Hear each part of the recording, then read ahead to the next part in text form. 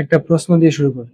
একই কোচিং, একই পরীক্ষা, একই টিচার, একই শিট, কিন্তু একজন চান্স পায় আর তার পাশের বেঞ্চে বসে একজন স্টুডেন্ট চান্স পায় না। কিন্তু কেন?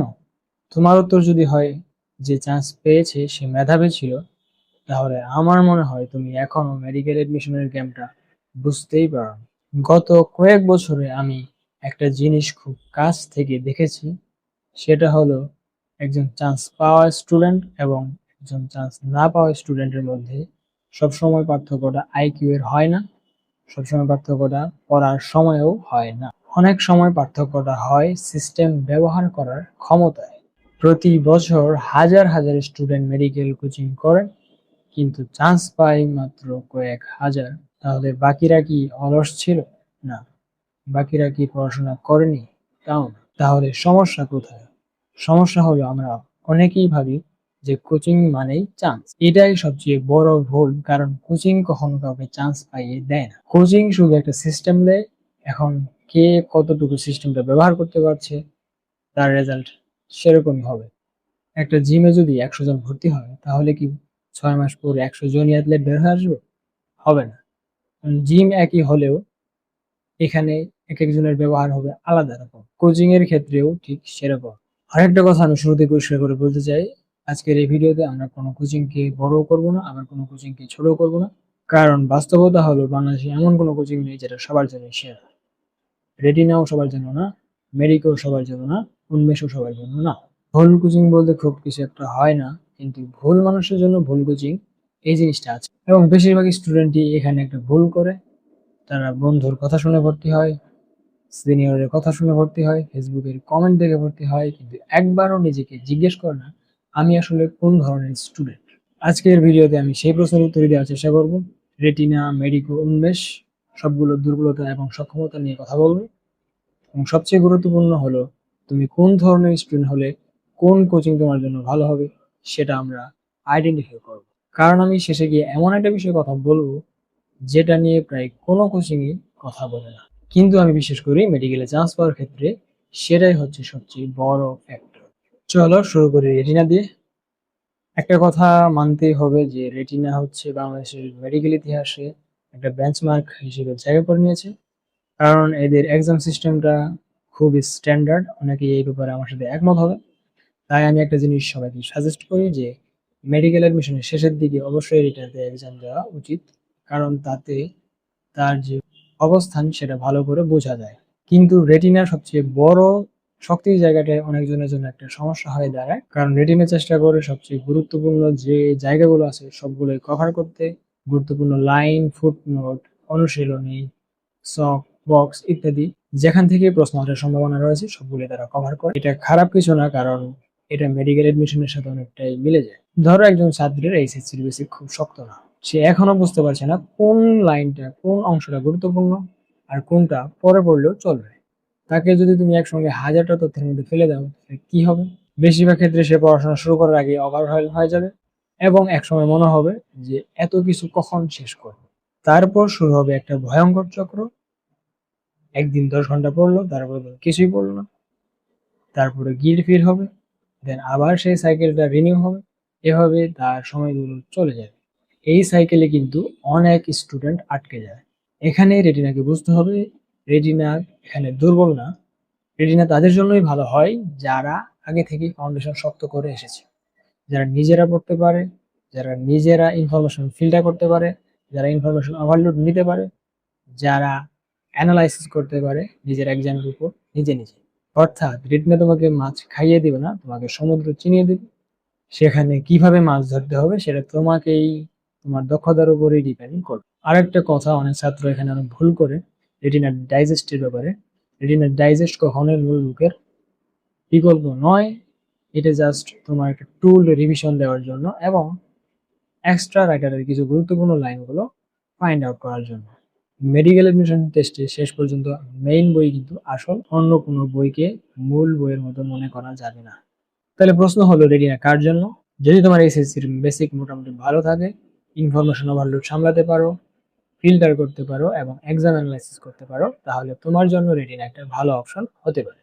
কিন্তু যদি এখনো একটা চ্যাপ্টার বুঝতে সময় লাগে, কেউ না বুঝিয়ে দিলে এগোতে কষ্ট হয় এবং একটু বেশি তথ্য দেখলেই মাথা গুলিয়ে যায়, তাহলে শুধু নাম শুনে রেটিনাতে ভর্তি হওয়া তোমার জন্য সঠিক সিদ্ধান্ত হবে না। এবার আসি উন্মেষের কথায়। উন্মেষের সবচেয়ে বড় বৈশিষ্ট্যটা যেটা আমি পর্যবেক্ষণ করেছি সেটা হচ্ছে তারা সবচেয়ে বেশি সংখ্যক, বেশি জায়গা জুড়ে তারা কভার করতে চায় বইয়ের, যাতে করে একজন স্টুডেন্ট অনেক বেশি পড়াশোনা করে, অনেক ডেপথে পড়াশোনা করে এবং সবচেয়ে বেশি অংশ কভার করে, যাতে মেডিকেল এডমিশন টেস্টের রিস্কটা অনেক কমে যায়। কিন্তু এখানে একটা প্রশ্ন আছে, অনেক বেশি পড়া আর কার্যকর ভাবে পড়া কি এক জিনিস? সবসময় না। কারণ ধরো তোমার সামনে দুটো কাজ আছে, একটা হচ্ছে একটা ক্লাস করা আর একটা হচ্ছে সেই ক্লাসের পড়া রিভাইজ করা। যদি ক্লাসই এত বেশি হয়ে যায় যে তুমি নিজের পড়া রিভাইজ করার সময় পাও না, তাহলে সমস্যা শুরু হয়ে যাবে। কারণ ক্লাস দেখে তো আর কেউ চান্স পায় না, চান্স পায় হচ্ছে পড়াটা নিজের মধ্যে আত্মীকরণ করার মাধ্যমে। অনেক ছাত্র একটা ভুল করে, সারাদিন অনেক ক্লাস দেখে এবং মনে মনে ভাবে যে অনেক পড়াশোনা করেছি, কিন্তু দিন শেষে সে 1 ঘন্টাও নিজে বই খুলে বসে পড়ে। এটাই সবচেয়ে বিপজ্জনক জায়গা, কারণ দেখে যাওয়া আর পড়া এক জিনিস না। আর একটা বিষয় আমি বলতে চাই, অনেকেই ভাবে যে মেডিকেলের পাশাপাশি অন্য একটি ব্যাকআপ রাখার কথা চিন্তা করে। এখানে আমি কোনো সিদ্ধান্ত নেব না, শুধু একটা প্রশ্ন করতে চাই, তুমি আসলে কি চাও? যদি তোমার লক্ষ্য একটাই থাকে এবং সেটার জন্য তুমি যদি ডেডিকেশন দিতে পারো, তাহলে নিজের সর্বোচ্চ সময়, মনোযোগ এবং শক্তি সেখানে দেওয়া উচিত কিনা, এই প্রশ্নের উত্তর তোমাকে দিতে হবে। কেউ যদি মনে করে একাধিক লক্ষ্য সে একসাথে সামলাতে পারবে এবং পরিকল্পনা করে এগোতে পারবে, তাহলে সেটা তার সিদ্ধান্ত। আবার কেউ যদি বুঝতে পারে যে একটা লক্ষ্যে আমার পুরো শক্তি দিলে আমার জন্য ভালো হবে, তাহলেও সেটা তার জন্য যৌক্তিক সিদ্ধান্ত। এখানে সঠিক বা ভুলের চেয়ে নিজেকে চেনাটা হলো বেশি গুরুত্বপূর্ণ। তাহলে উন্মেষ কার জন্য? তুমি যদি নিজের উপর চাপ নিতে পারো, অতিরিক্ত ওয়ার্ক লোড নিতে পারো, বেশি ক্লাস করতে পারো আর প্রতিদিন ক্লাসের পর নিজে বসে সেটা রিভাইজ করার ডিসিপ্লিন থাকে, তাহলে তোমার জন্য উন্মেষ একটা ভালো অপশন হতে পারে। কিন্তু তুমি যদি এমন একজন হয়ে থাকো যে খুব সহজেই ব্যাকলগ বানিয়ে ফেলে, একদিনের ক্লাস মিস করলে পরের দিন সেটা আর মেলাতে পারে না, অথবা ক্লাসের চাপে নিজের পড়ার সময় হারিয়ে ফেলে, তাহলে ভর্তি হওয়ার আগে অন্তত একবার ভেবে দেখ। কারণ মেডিকেল এডমিশন টেস্টে শেষ পর্যন্ত গুরুত্বপূর্ণ বিষয় এটা না যে কতটুকু ক্লাস করলে, কয়টা ক্লাস করবে। গুরুত্বপূর্ণ বিষয় হলো তুমি কতটুকু নিজের করে শিখতে পেরেছো। এবার আসি মেডিকোতে। আমি যদি এক লাইনে মেডিকোকে এক্সপ্লেন করতে চাই, তাহলে বলবো এরা কি পড়বে শেখানোর আগে কেন পড়বে বিষয়টা এক্সপ্লেন করার চেষ্টা করো। এটা খুব ছোট একটা পার্থক্য মনে হতে পারে, কিন্তু অনেক ছাত্রের ক্ষেত্রে কিন্তু এটা সবচেয়ে বড় একটা পার্থক্য। ধরো তুমি একটা চ্যাপ্টার পড়তে বসেছো, প্রথম 10 মিনিটের মাথায় কিছুই ঢুকলো না, তাহলে কি হতে পারে? হয় তুমি মুখস্থ করা শুরু করবে, না হলে কিছুক্ষণ পর বইটা বন্ধ করে ফেলে রাখবে। কিন্তু যদি শুরুতেই কনসেপ্ট ক্লিয়ার হয়ে যায়, তাহলে একটা জিনিস মনে রাখাও কিন্তু অনেক সহজ হয়ে যায়। এই জায়গাটাতে মেডিকো অন্যরকম। যাদের এইচএসসি প্রিপারেশন খুব শক্ত ছিল না, যাদের কোনো কারণে পড়াশোনায় গ্যাপ হয়েছে, তাদের জন্য কনসেপ্ট ডিল করার দিকে এরা বেশি গুরুত্ব দেয়। আর এদের ম্যাটেরিয়ালস গুলো তুলনামূলক প্রিমিয়াম এবং সুন্দর।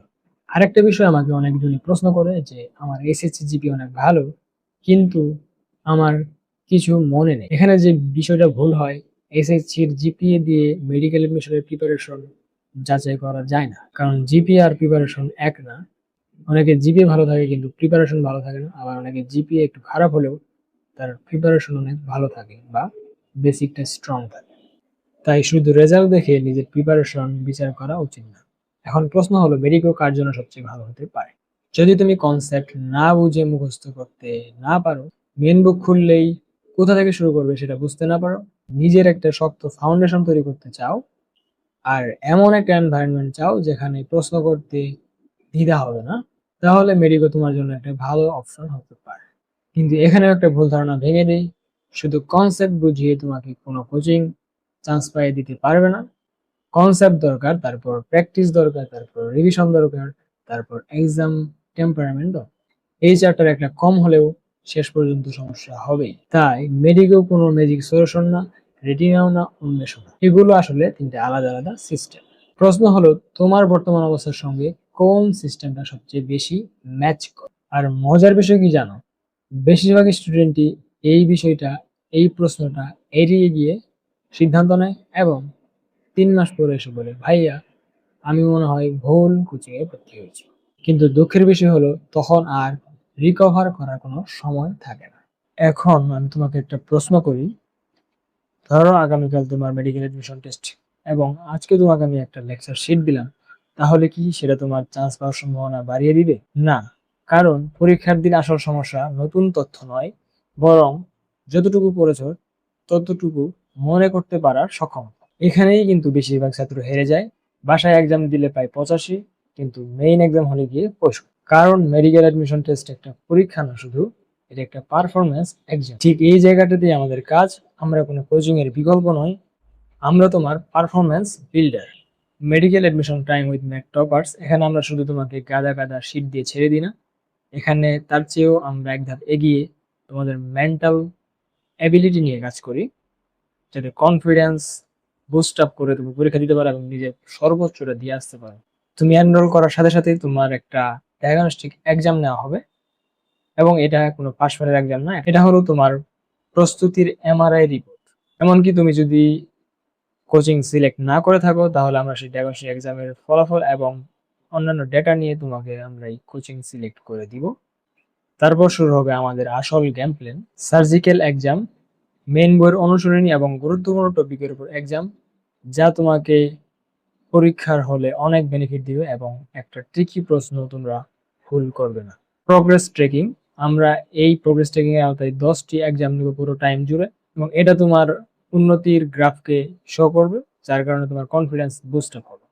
1-to-1 গাইডেন্স, তোমার ব্যক্তিগত দুর্বলতা এবং তোমার সুবিধা অনুযায়ী, তোমার ব্যক্তিত্ব অনুযায়ী তোমার জন্য ইন্ডিভিজুয়াল রুটিন এবং রিভিশন সাইকেল।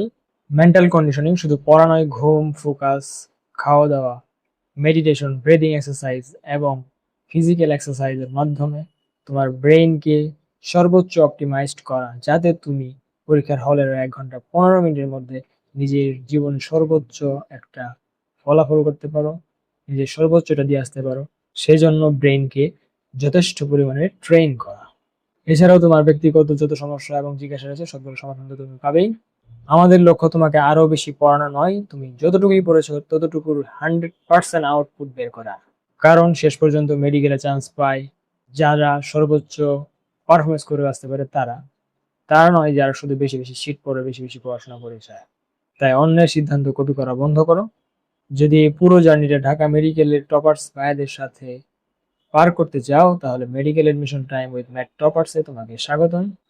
বিস্তারিত ডেসক্রিপশন এবং পিন কমেন্টে দেওয়া থাকবে, এবং প্রথম 50 জনের জন্য কিন্তু 75% ছাড় চলছে।